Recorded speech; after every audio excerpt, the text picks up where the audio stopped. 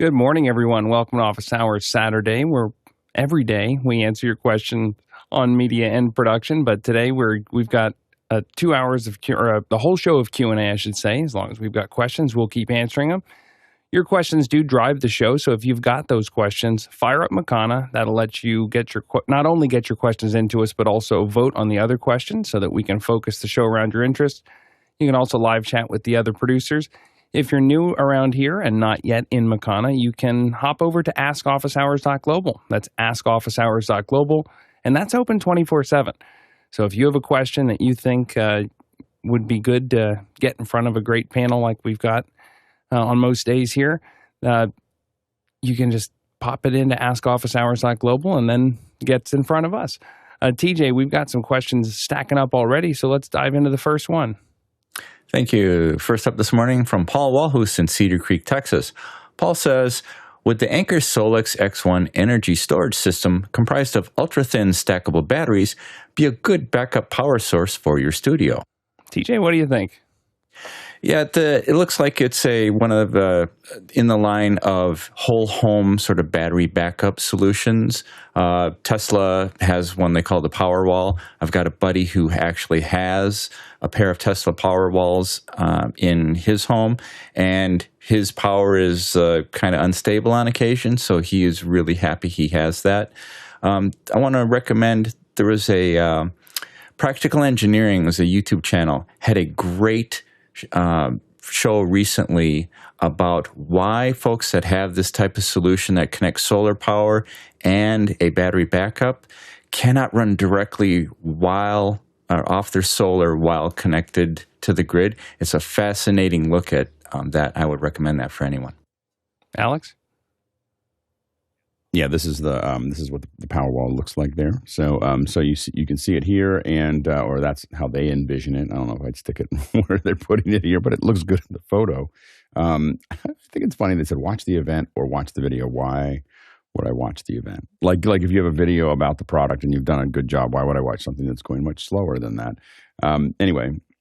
So they have a lot of this stuff here. I think that it looks pretty solid.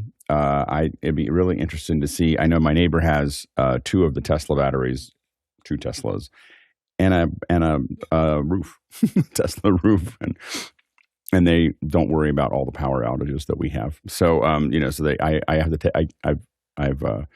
they've offered to take the eggs and other things when we lose power here. Like, you just bring them over here and put them in our fridge because it's working fine. so it's a little bit of a flex. So anyway, so I think that finding a battery solution for this, I think, is really good. I mean, I know I'm thinking about, it's very hard in California to get off the grid, but I'm looking at having something being tangentially on the grid and most of everything else off the grid. So part of the house being the house that takes up most of the power, I'm looking at taking off the grid and then leaving some of it on the grid so that the state of California doesn't bother me. so that's kind of the process of kind of split powering the process. But so it is. I think that having batteries is going to be more and more important if you're in California, because we never know when our power is going to go off for a variety of different reasons. So I'm definitely doing a lot of research around batteries right now. Yeah, we occasionally get the non-winter power outage out here in Pennsylvania, but usually it's in the wintertime. So when the eggs and the milk are in the fridge, you just put them on the porch because it's cold. Let them freeze. But yeah, exactly. Pedro Gonzalez actually put in the best gear channel or best gear deals channel on Discord, the 1,000 watt hour version of this Anker Solix product, and normally they had it for $9.99. In this case, it was around $6.50, and so I actually picked one up right before the eclipse, so that we made sure that we had redundant power because I wasn't 100% sure of what my situation was going to be. And the little box, here it is. The little box actually performs not only as a battery where you can plug in a solar panel to the side of it, but also it'll function as a UPS. So if you have something in addition to your typical APC backups, this will allow you to kind of get into that area, and you can start to stack these batteries on top of one another as well. So if you find that you're getting to the limit of what that 1,000 watt hours will do, stack right on top. And then you can get the solar panels. They have a couple different versions that are portable, not necessarily for a home use. But I'm really impressed with what Anker's been able to develop kind of in this space, because I sort of became familiar with them from a mobile phone, just your little power banks. But this larger format stuff is really cool. Go ahead, TJ. Well, you had mentioned something about you have your power outages generally in the winter, and that's the thing that scares me most about losing power is when it's many, many degrees below freezing and your power goes out, then it's like, the pipes start to freeze and you might start to freeze soon if you don't get something working that you can get your situation warmed up again. So that's the kind of thing where I think a battery might be beneficial. But then if it's a long-term power outage, if there's a infrastructure failure, do you need to go to a full generator type of thing, perhaps? Yeah, we have a generator that's based on oil, of all things, in where my parents live. And the main reason is that there's a lot of natural gas in Western Pennsylvania. You probably heard that, and it's been there for a long time. When I was a kid, long before fracking, we were able to light our water on fire occasionally.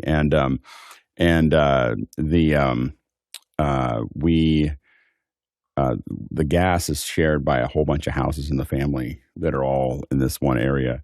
But you have regulators on the outside, and when one of the regulators broke, I'm frantically trying to fix this regulator that's sitting outside at negative 20 degrees. And my wife said, well, what happens if you don't fix the regulator? And I was like, the inside temperature will equalize with the outside temperature. So we need to figure this out. And so spent 2 o'clock in the morning, we got it working, and I could feel my hands by noon the next day. Next question. John Prado from Las Vegas. John says, what's the reason behind the absence of built-in web browsing on Apple TV, Roku, or Chromecast compared to Firestick, which features the Silk browser? Go ahead, TJ.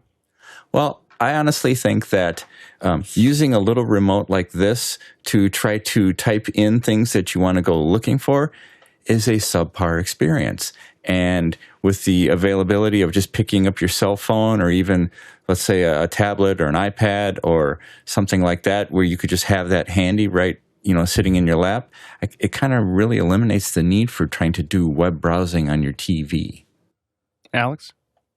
I think it's also counter to the goals of the players. They want you to play video. They want you to watch that video, and having people try to surf, A, will be frustrating, and B, has them in a behavior that isn't what the system is built for and what makes the system valuable. No web TV shout out? Are we going to go way back into a little integrated? It was so dorky. It was so dorky. So dorky.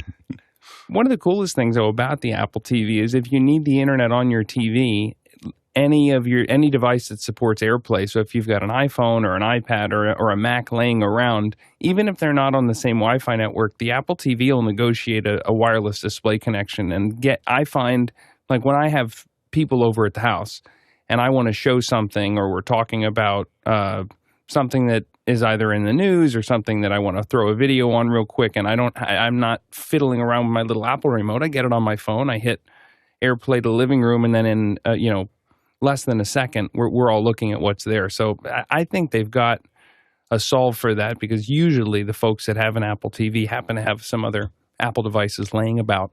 I have to say that we were watching Halo get played on two 90-inch. I was at a friend's house. They had two 98-inch TVs and two 85-inch TVs, and Halo on each one of them. And I was like, I could get used to this size and resolution. It was like they were only 4K, but I was like, this is a pretty nice size, And so as the screens get bigger, I can see why you might want to try to do it. Next question. From me, TJ Asher in Minneapolis, Minnesota. CJ, can you talk about the new LiveHome 3D app that you've been playing with? Okay, full disclosure, I downloaded this right after work yesterday, and I was like, because I'm in the middle of moving, and so I'm looking to start submitting plans for, hey, after the house is built, we want to throw a fence in the backyard. I'm thinking about putting a new studio in the basement, and I always find that when I'm trying to communicate an idea, if I can draw it and walk someone through what I think I want, it helps us have a much more productive conversation, saves us a lot of time. For a long time, I was using this app called Sweet Home 3D, And it's a cute little app. I mean, it's very it's like $15 on the App Store, and it's very open source. So like here would be an example of Sweet Home 3D. You've got your furniture libraries over here on the back, and you can import Collada files or OBJs or but not USDZs. And there's leveling support, and there's some cool stuff. But what I liked about it was that I could pretty quickly have a 3D view after building it in a 2D space. But it was always kind of kludgy, and then with every macOS update, it's like, oh, this is tough. So yesterday I downloaded this app called LiveHome 3D, and there's a free version. There's also a pro version that gives you a little bit bigger furniture library and some more features. Does USDZ import and export, and here's one of the and it has a really great sample library. So here's an example of a restaurant layout for a Japanese restaurant, and then up here in the corner, if I can click on this 2D 3D mode, and the renders that happen out of this thing in all but real time are just breathtaking. You can see as I pause, it'll engage all of the shading and all of the shadows and all the light effects. And then as I go through, it's really, really stunning. And then I can still interact with all of the things in the 3D space, or I can hop over here to the 2D space and start to move those around, and then it'll update after I drop. But what I really like about it, besides the fact that I can do USDZ import and export, over here in the import, I can go right into the Trimble 3D warehouse and import furniture files or a lighting fixture or a camera, and then it pops up without having to do any sort of import and export. But also the library that comes with it is pretty robust in terms of what kind of counter do you have. And then if I want to say, for example, let's say I want the wood on all these chairs to change. I can go here into this little, into this library over here, select all the chairs, and then over here in my materials library, it'll say, okay, well, what do you want to change? If I selected everything in this file, it shows you all of the different materials that are currently used in the model.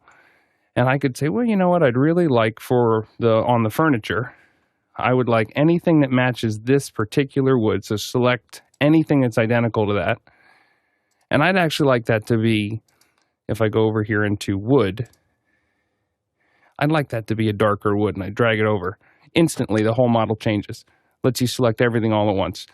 And then the last thing that I really like about it, and one of the, I think, excuses to go ahead and upgrade to that pro version, is the library that comes with it for creating, just to see what other people have done, is really robust. So you can play with the features and say, hey, I wonder, what does a house like this look like? Or how would I do a different architectural style or a different roof layout?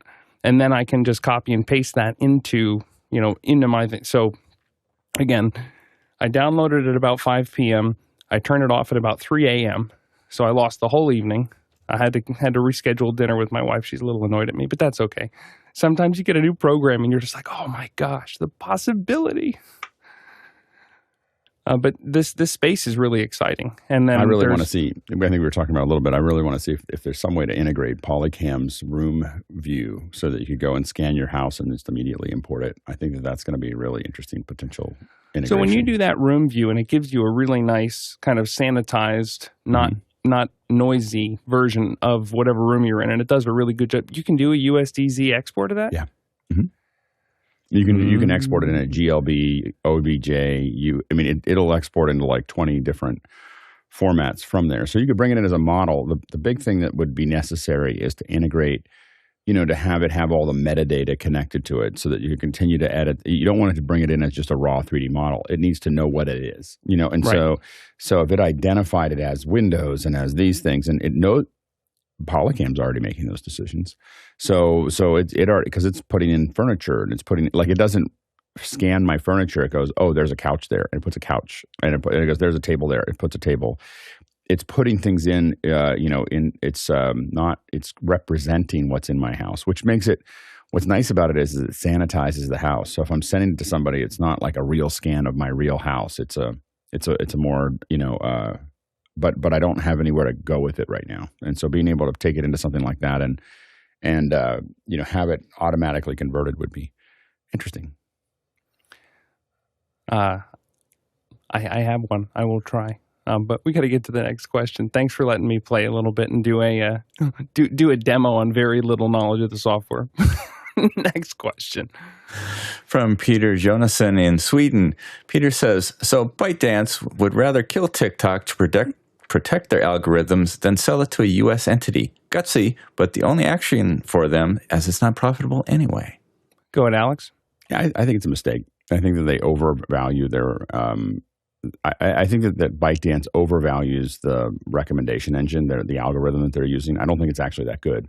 I think that the product companies oftentimes think that something's important that isn't, and don't value the thing that is. What's valuable about TikTok was the fact that they built this kind of remix culture that people are riffing off of each other. They're using each other's content all the time. Nobody else does that. Everybody else has a recommendation engine. And again, I don't think that TikTok's is particularly good. I think I oftentimes get into ruts that I don't want to be in, and it's very hard to break out of it. I actually think it's kind of a bad recommendation system. But what makes it valuable, what fills, and I watch a little bit of TikTok when I exercise every morning. I watch a little bit of TikTok. So it's kind of what I do because I find stationary biking, very boring.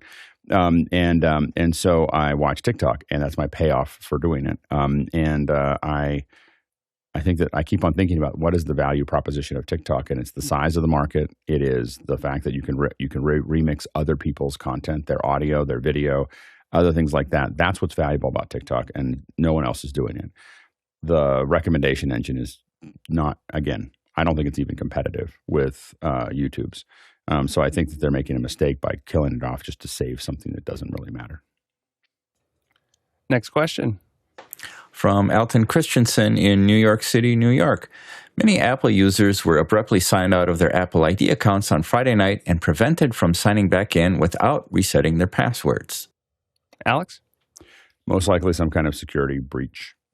So I think that Apple will probably follow up on it some more. But if something was, and it may not have been an Apple security breach, it might have been something else that had gotten they had identified that a company had gotten a bunch of logins. A company had, there's a bunch of different things that could have happened there. It'll be interesting to see if we get more information about what happened, but I'm sure that Apple did it as a defensive measure. Yeah, there was also something this week where a bunch of folks got an erroneous message that said that their iPhone trade-in had been canceled. So there's definitely something's afoot. I'm sure we'll find out more about it as the week goes on. But right now, until Apple opens their mouth, it's all conjecture. And generally, it's really hard. I mean, I think it's hard for companies in general right now because I don't believe anything I see. Anything that surprises me in email, like it just remotely is something I didn't expect, whether it's a payment or a bill or whatever, I just assume it's not true. I'm just like, oh, this is a phishing scam. So it's very hard to get hold of anybody now and tell them something over email that is important because no one believes anything anymore. And you shouldn't, by the way. You shouldn't believe anything anymore. You should not trust any of these emails. If it's a surprise, go outside of the email, go to that institution, check in with the institution without using the email, and find out if there's something there. I got something from my bank, and I was like, I don't think so. And I went out and around and went to the bank, and there were no alerts. So whatever alert it said was there was not there. TJ? Just following on Alex's comment there. I consider myself pretty tech savvy, and a couple of years ago, I almost got bit by just that very thing. I got a thing from my bank at about the time I was traveling, and it was like, and I'm like, wait a minute here. No. How do they know I'm traveling? So then I actually called the bank. I didn't use any links. I picked up my phone, called them, and said, hey, blah, blah. And they're like, no, there's nothing going on. I'm like, okay, thank you very much. Alex? I was talking to someone last night at a get together who does penetration testing. That's all they do. And I said, so what is the process? It's all social engineering. It's all and they were talking to someone at an IT desk asking for their password to be reset, and they said the IT person was so excited to talk to them because they were so nice. They said, everyone's so angry with us all the time, and you're so nice. And they were like, yeah, and I have this problem and everything else. And it was like you're the nicest person I've talked to all week, not realizing that he was about to either have a really, really hard conversation or the last conversation he has in that company. But he was talking to the nicest person he had talked to in a week. And so it was just like, but that's what you're doing.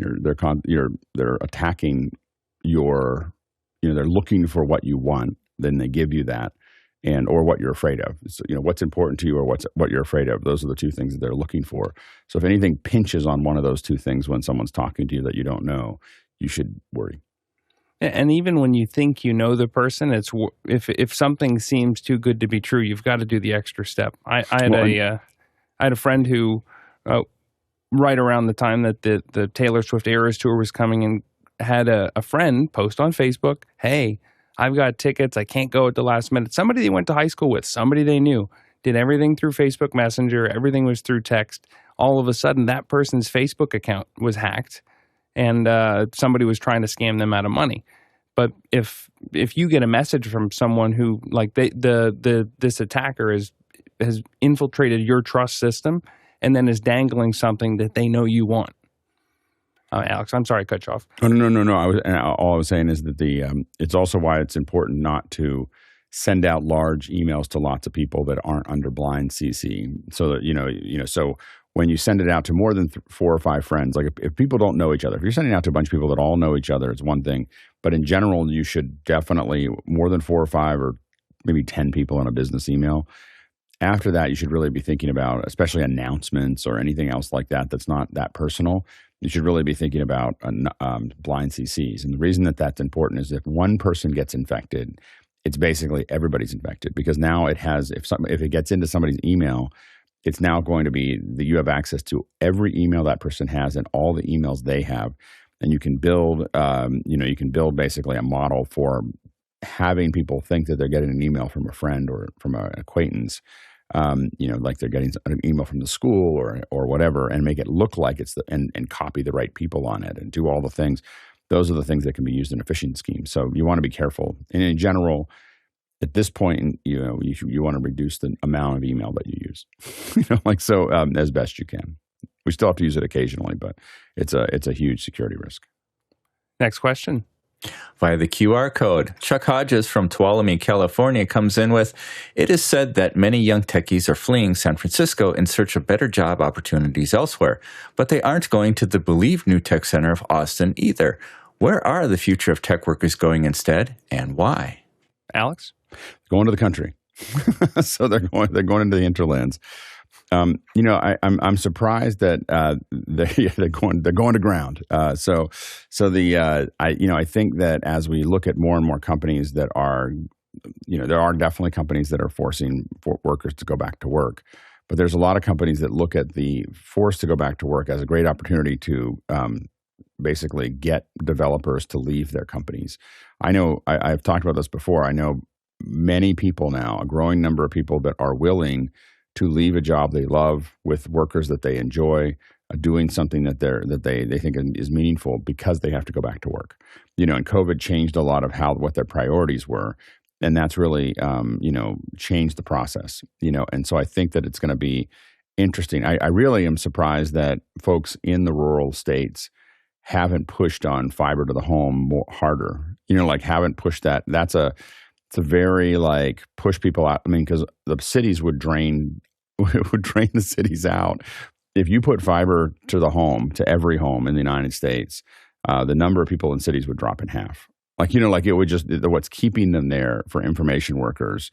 And you got to remember, you say, well, but not everybody's information workers. Well, as people move out of the cities, all those jobs will move to wherever those people are going. So the restaurants, all the service industries, everything moves to where those people are, or will redistribute. And so I'm always surprised that we don't see more of the folks in rural states pushing harder for fiber to the home, because it would really equalize opportunity now in a way that was never available before.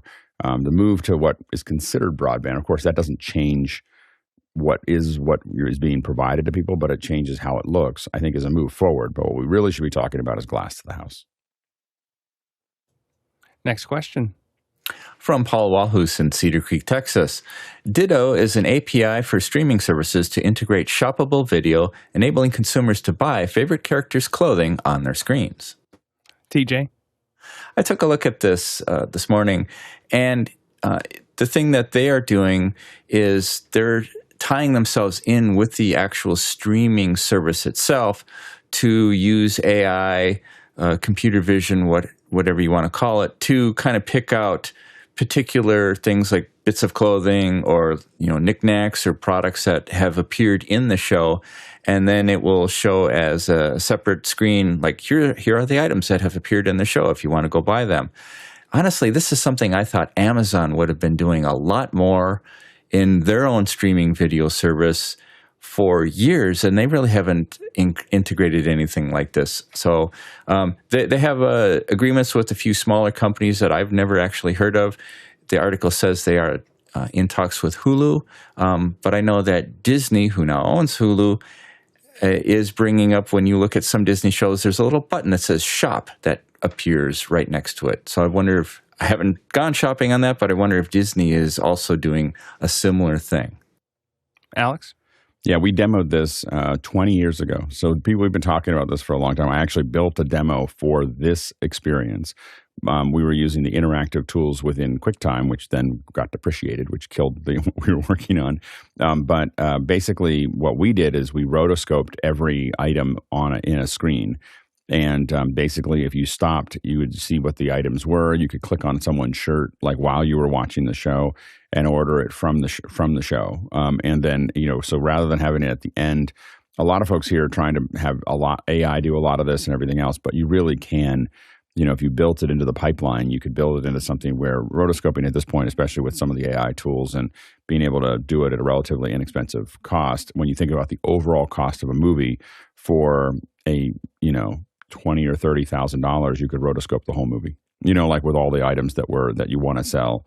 And, it would be, using a bit of AI to do the rotoscoping and tie it all back in, maybe $50,000, and when you think about a $200 million movie, it's not that small. That item is, the rental for a couple days of something or other, and so, and then you could make the whole thing shoppable. The big problem is getting the format to work.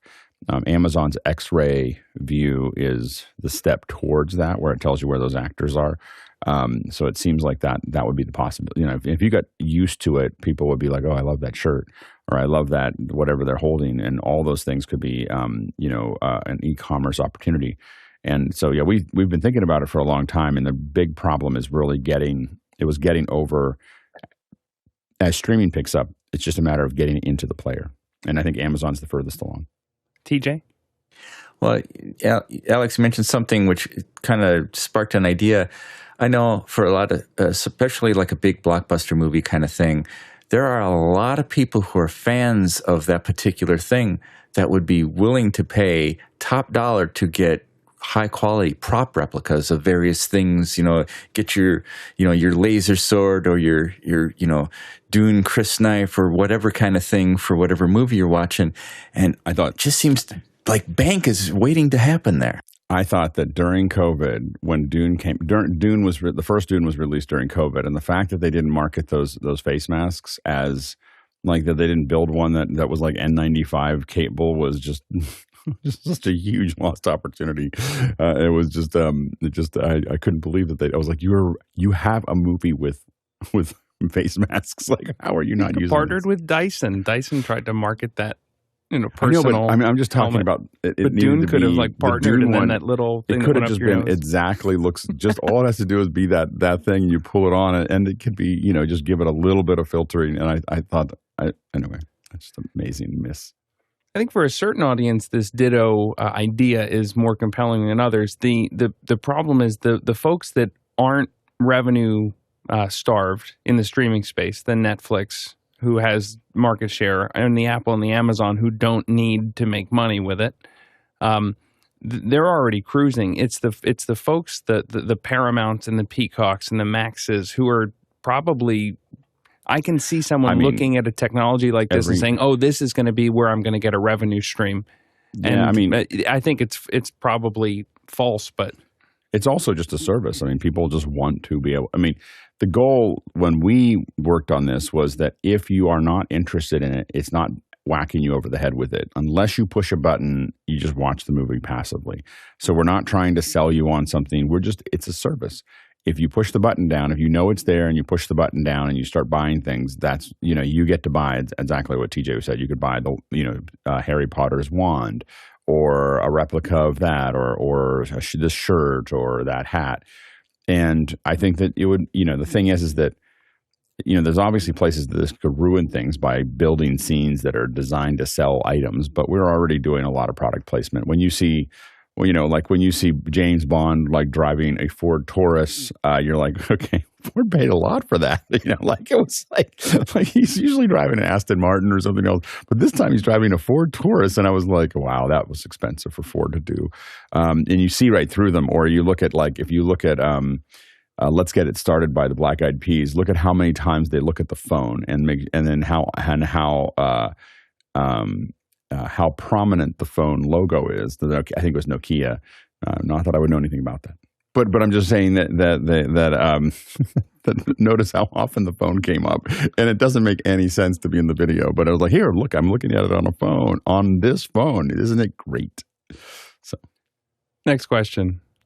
Via the QR code, Dewey Evans in Austin, Texas says, I envision something along the lines of the NAB mobile rig as a great way of interviewing attendees, players and parents at youth sporting events, mostly outdoors and possibly multi-venue. Where should I start going about the process? Alex? I mean, getting the camera rig to work is the first part of it. And I am trying to build a more simplified camera rig. That's kind of my next thing to work on is, can we get an iPad or iPhone or just a monitor with an iPhone and a bunch of things to make it a little bit simpler to, still a good quality, but easier to do from a wireless perspective. When you're looking at that two-way wireless, you have to decide, if you fix it somewhere where someone can just walk by and be interviewed, you don't need all that wireless stuff that I did. So the rig that we used at NAB could be easier if you're not moving. So we did it because you want to be shoulder mounted and be able to go anywhere. So the second piece is you have to have who's going to be on the other side. Is it going to be you? Is it going to be a group of people? Part of what made, all the ingredients often help. When you're making a meal, all the ingredients help. Like you can't, if you leave out, baking powder, it's a different cookie. It's not like, it's a little piece of the puzzle, but it changes the entire structure, and we often say in production, a half-cooked cake is still dough. And so you have to figure out all the pieces that are required to fully cook it. And I feel like we figured out, the mixture of the way that we interacted with folks, the mixture of the panel, the audio, the framing, there's a whole bunch of things there that without any one of those, I think it would have not worked. So, but I think in a smaller sense, as you start to work on it, experiment. We know that the first is the worst, and we did the first one there, and now we're going to get better at it. By the time we get to next NAB, this will be much more of a science to us than it is right now. We just got enough of the components together to make it work on this one. Next question. From Florence Donald in Silver Spring, Maryland. Florence says, what uninterrupted power supply would you recommend for a small studio in a home? 2 laptops, a camera, 2 Mac Minis. TJ? I am a big fan of the APC power supplies, or UPSs rather. I have actually 5 in my house. And right now, in the rig you're seeing me on, I have 2 that are hooked up to that. Each one, I can't. I got another one over here that I can't see the model number on. I apologize for that. But basically, I have 2 set up for this to power my monitors and my lights in case the power goes off. And then more importantly, not more importantly, but also as equally important, is I have another one on my router and incoming internet connection so that if my power goes out, that will stay running also. And then my wife's laptop and stuff in the other room also has another one. So APC is my recommended brand. Alex? Yeah, and I agree with TJ. And this is the one that I have. You can see that I purchased it 2 times. So this one here, and that's only in this account. So this is only $184. This is the 1500. I have multiple versions of this. I actually have, I think, 3. I think I have a different version of it, but they're all the same, basically. I have 3 of them, one on the router, one on my general stuff, and one on my core. And they're all in my office. And so they will, that way they all have different lengths of time that they'll last. My router will last on that APS. My router, modem, everything else will last 6 to 8 hours. So it'll last a lot longer. And then my computers will last for a couple hours, and the other stuff will last for maybe an hour or 2. So it really protects me from any kind of short-term thing. And then as it's longer, I have more time to think about it and figure out what I'm going to do and everything else. I do keep lots of little batteries powered as well. And so I keep them not topped off, but in the 60-70% range a lot laying around. And that has saved me of just being able to charge everybody's phones and do all the things that are needed when we lose power. And I've been real happy. The main reason that I don't go any smaller than the 1500 is because the 1500 is the first size that I know of that will let you remove the battery. And so the battery can be removed, it can be flipped so that it's not being used if it's not being used or you're flying with it, which we've done. Remember that you can't take a UPS to another country that has a different voltage. So if you're in the US, you need to use the 120s, and then the 220 to 240s are a different UPS, which we buy. And we used to have them big stickers on the side of which voltage they were when we put them into our systems. But I will say that outside of just doing it at home, there's nothing nothing more gratifying you do all this stuff and it feels like it's stupid and you shouldn't do it. Because what we would do is we pull all the plugs out that we have access to, and we'd see if everything stayed on to make sure that we were on the UPSs. We were in the Excel Center, and the entire event went down, except for our all of our little monitors were on, and everything else was off. And when the client came running over, we just had a "we'll be right back" slide up and said, "We're still streaming. It's still up there. It's on. Yeah, that's job security. When literally the entire building goes down and you're still up and streaming, even because we had made sure that every router that we touched was on a UPS. That was part of our setup strategy, just in case the building lost power. And so we were able to keep on streaming for the 20 minutes it took to get it back up again. TJ? Yeah, and I just wanted to mention the reason I have multiple small UPSs is the bang for the buck. For the cost of getting multiple smaller UPSs that will do the job and not have to have everything all routed into one big central location, since I don't have whole house battery backup, I find it's more efficient and more cost effective. And Florence, as you start down this path, it might behoove you to pick up an inexpensive, there's one called Kilowatt, but it's a watt meter to plug into your system and say how much power draw is happening at peak and happening consistently with my system. And then you can go ahead and do some math and say, okay, how long do I need to stay live for? Am I trying to have a situation like Alex where I'm keeping my internet on for 6 to 8 hours? Or am I just trying to get an extra hour in so that I can power all my things down in a way that's responsible? But sitting down and doing that math, saying, okay, if I have 1,000 watt hour thing and I have 100 watts, okay, then I'm going to get 10 hours out of that. So doing that math will help you figure out, here's how long this is my setup, here's how long I need it to run for, and then you can go from there. Next question. From Guy Cochran in Seattle, Washington. Guy asks, who attends a conference like NAB and why? Is that our same audience or demographic for office hours? Alex? I think it's probably the most overlap of any conference that we are in is NAB. So NAB, IBC as well. But those are the ones that the cross section of people who watch the show and the cross section and what they're interested in, and the conference is very close to the same. So I do think that NAB is is kind of the most cross. I think people who are interested in video, obviously professionals that are interested in video. Infocom is another one. It's kind of the NAB for information, more corporate and so on and so forth. But there's a lot of things that are applicable to corporate inside of NAB. It's always been a broadcaster solution, but there's a lot of things that are You saw BlackMagic release a basically an education/corporate solution inside of NAB. So there's a lot of people that are watching it there. And so I think that there's definitely a crossover. And I think going to NAB lets you play with it, lets you talk to people. There is an informalness.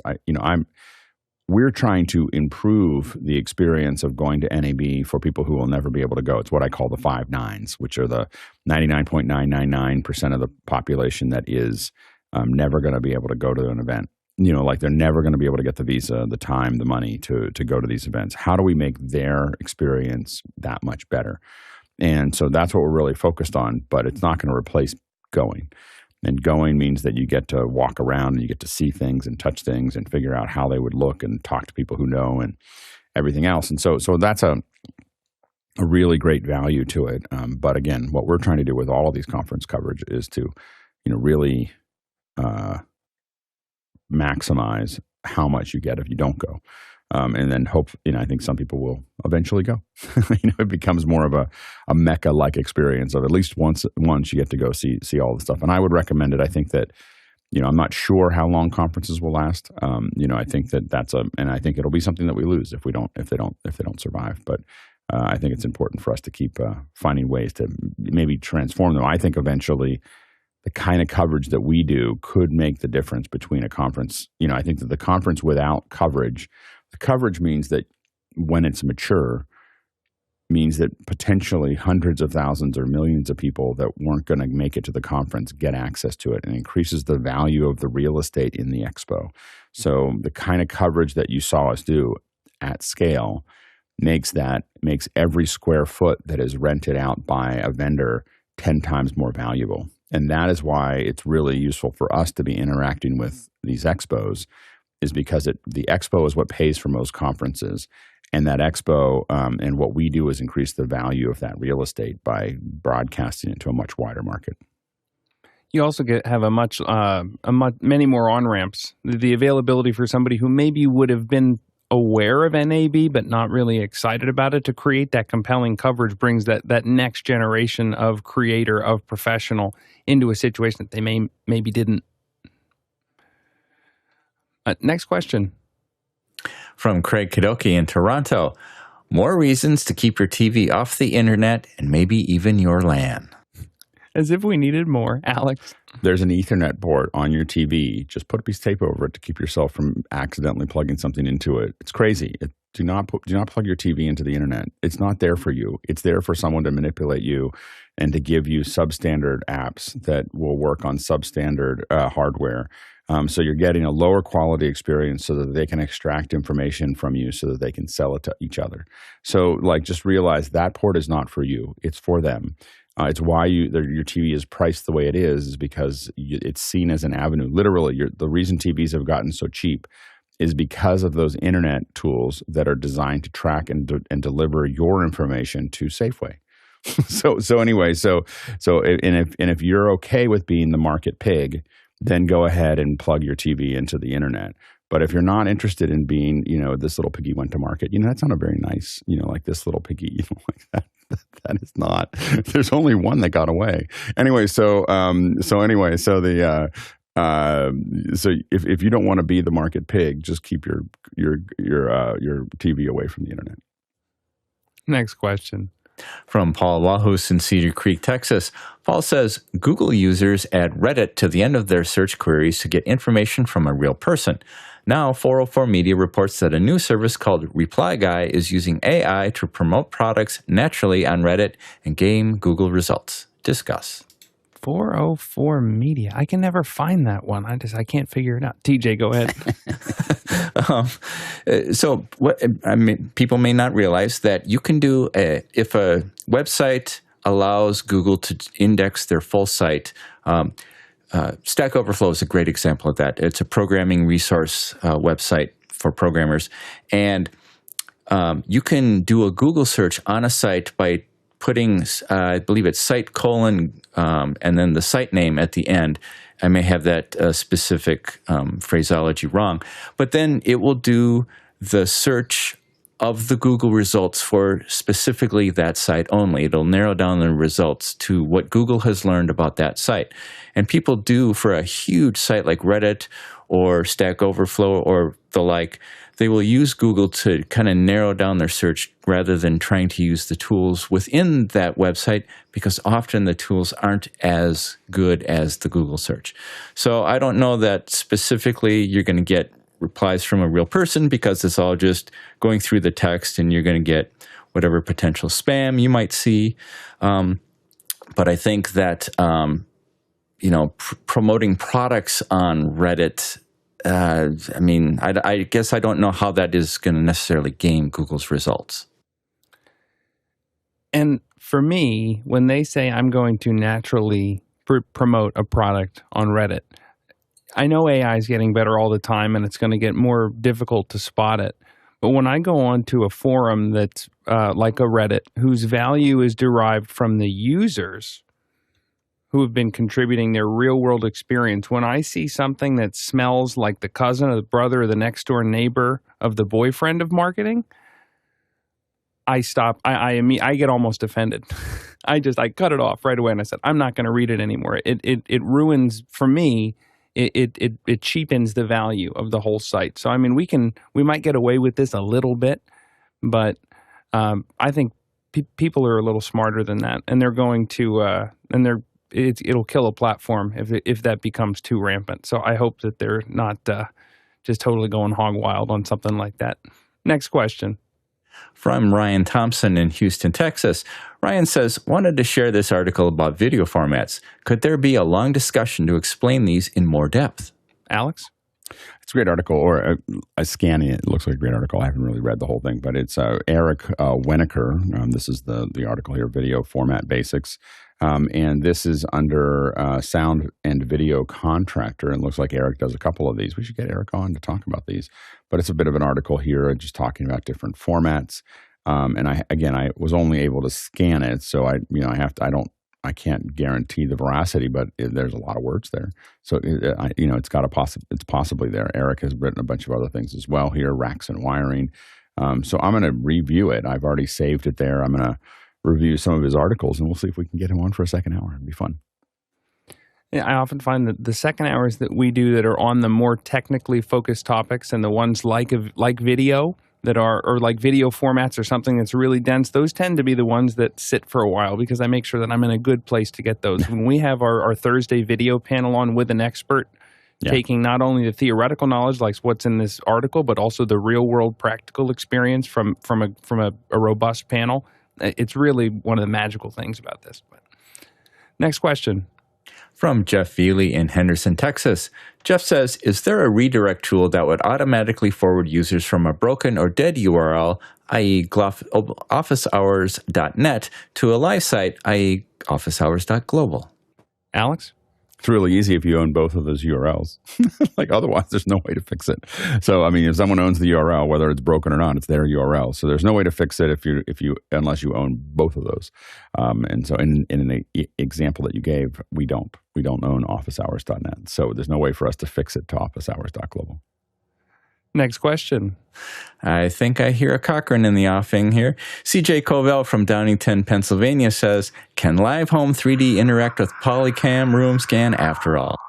He throws, he goes long. It's a one-handed He's running down the field. How fast is he going to get? Catches his own pass. Okay, so I took a Polycam scan that was in room mode, and I did an export to USDZ. I airdropped it to my to the machine here, and the Zoom one is not on Wi-Fi. This is a different computer. I'm not going to make that mistake. But what I am excited about is we got a layout. And at first I was like, oh, this is a bummer. I see the furniture on the 2D, but it's not here on the 3D. When I went and I disabled the terrain, all of a sudden I got windows. And I got furniture, but everything, all of these individual pieces are a single, like I can only change the color of the whole thing. Right. Not that's the individual pieces of it. So it's part of the way there. It's part of the way there, but I am kind of shocked, frankly, that even the transparency of the windows, like, whew. Yeah. Weird. Well, I mean, I think We're that so close. if these two teams, the only question is whether the Polycam team wants to eventually do what Live, like they may be trying to go down that path. So building it in may not be what they're interested in. But if they built a connection between these two things, it would be really amazing. Because then if you want to design something, you get that quick. I'm going to a friend's house. I'm going to use Polycam today. They just moved. They're moving into their new house. And I'm going to go and scan it. So I'm going to scan it with a BLK. I'm going to scan it with Polycam. We're going to cover it every which way, because how often do you get a nice empty house in San Francisco? So anyway, so we're going to use kind of lab it out with those things. But I think that it would be really great to be able to take that house and put it into this app and keep on designing. All right, cool. Thanks, everybody. Next question. David Brady from New York City, New York. What are some of the panelists' favorite URL shorteners or renamers? Alex? Hover.com. That's how I shorten it. So what I mean by that is that, so I use Bitly. If I'm doing some kind of random, like I need to just get a shortener or whatever, I'll use Bitly. Here's the problem with Bitly is that a lot of people are sensitive to it, and it is, people have to still remember it, bit.ly, and the kids will remember that, but a lot of people don't. So what we do is for anything major, so if you're going to do lots of these, what I'm about to say is not worth it. But if you look at officehours.global, that is and you saw us last week use asknab.live, and there was other events that we did last week for NAB, which was like post AI.live. NABlegal.live, and these are all Ask Any, and you'll see each one of those is different. They're all going back to Makana or Commenda, which is the sister app, and so those are. And what I do is I register that and I make it the URL that takes you, and it redirects you to where you need to go. The reason I do that is because if the QR code doesn't work or it's not available or anything else, being able to hear it and go, oh, right. AskOfficeHours.live is going to get me there. So if I'm only doing this every once in a while, I'm just going to go ahead and pay the $30 or the $7 or the $4 or the $18 or whatever to buy a URL and then connect it to what I'm doing as a redirect. That's going to be a much better experience for the user, and I want to maximize interactivity. So that's how I do it. It's expensive and it's painful, so don't do it if you're going to be using a new URL every day. But if you're doing something, I got a new activation, we're going to use this for the next 6 months, don't use Bitly. Use a real URL and pass it. That's my recommendation. Next question. From Paul Walhus in Cedar Creek, Texas. India's JioCinema offers Hollywood streaming for $0.01 a day to box out Netflix and Prime Video. Discuss. I'm not familiar with JioCinema. I'm not sure. Go ahead, Alex. Jio or Jio. It is it's one of the larger providers in India, and so they're trying to basically hold on to that market, and they're not charging very much to do that. We'll see. I can't. And their primary competitor is here you can see their primary competitor is Reliance, I think, and so I think that it's kind of a race to the bottom there. I don't know how they'd be able to deliver high quality video for a long period of time. I think that they're trying to hang on to that market as Netflix and Prime Video come in. I don't know. Again, I don't know if it's sustainable. At some point, there's a physics, not a physics problem, but a financial problem of it just costs a certain amount to move bits. So what they probably have to cut would be pretty dramatic to make that happen. Next question. Oh, you muted, TJ.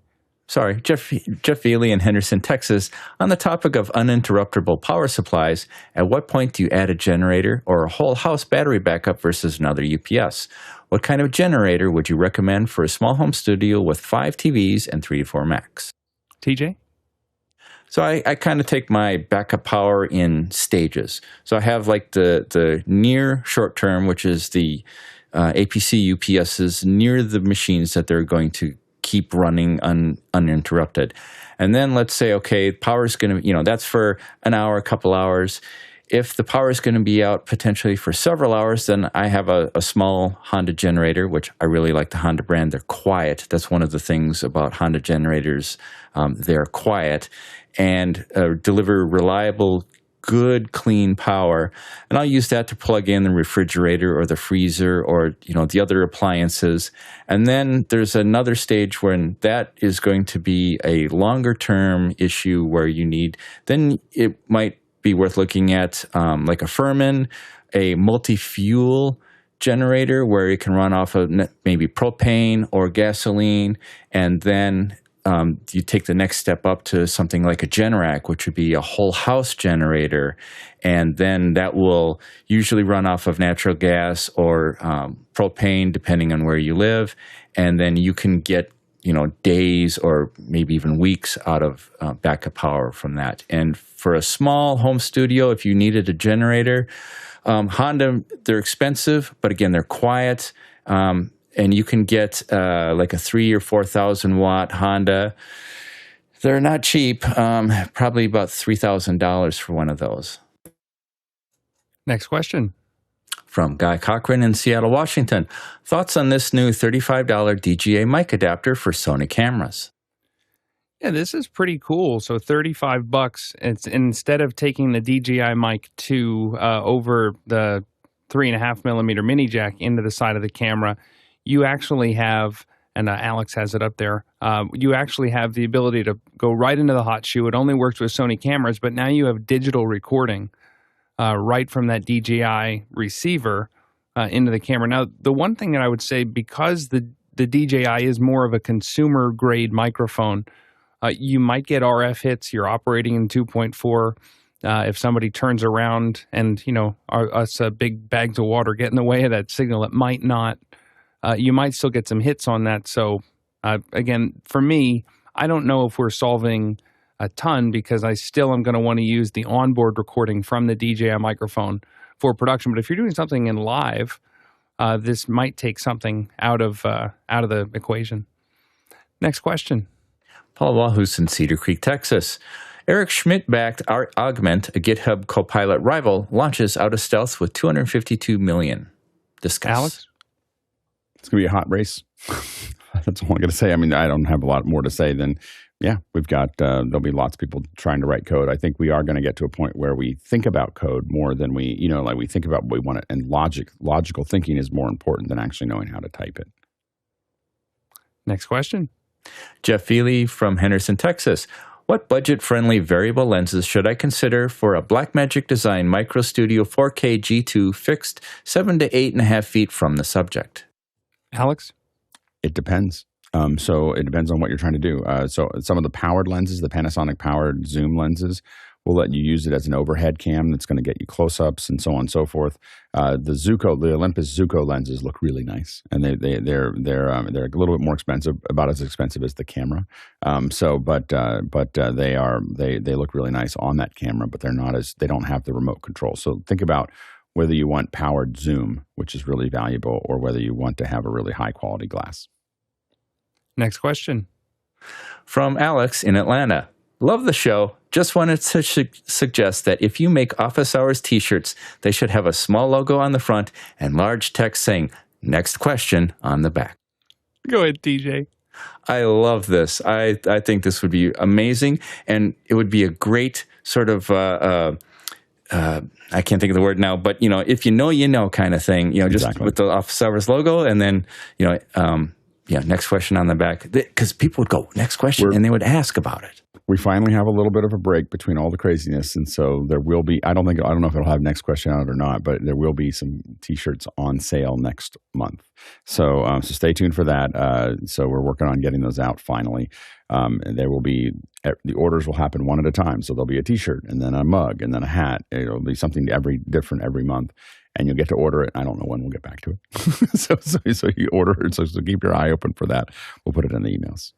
Yeah, at some point, John Wallace had put on Streamlabs. He mocked something up where it was a hoodie that said "never, ever, ever, never, ever, never." And every time I wear it out, I get the strangest looks. But one of these days, if you know, you know. Makes sense.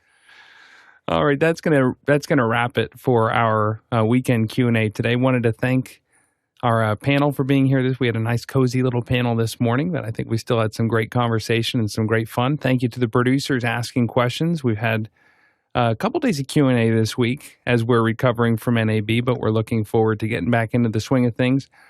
And thank you to the panel, thank you to the back-end crew who 7 days a week for more than 4 years without missing a day helps us get on the air and makes this show possible. I'm humbled every day with the great work that's done back there. Stick around in about an hour. We've got the volunteers meeting. It's a Sunday-style meeting for our volunteers to figure out where those opportunities are. You can always go to officehours.global/volunteer for that as well. And also, but hang around tomorrow. We've got our regular Sunday show, and you can find that right in the Macan interface. It'll stream live on YouTube, so you can join us for that. On the Tualatin Traversal today, we did 31,000 miles. That's 50,000 kilometers, 244 million bananas for scale. All right, we'll see you in after hours. Thanks, everybody.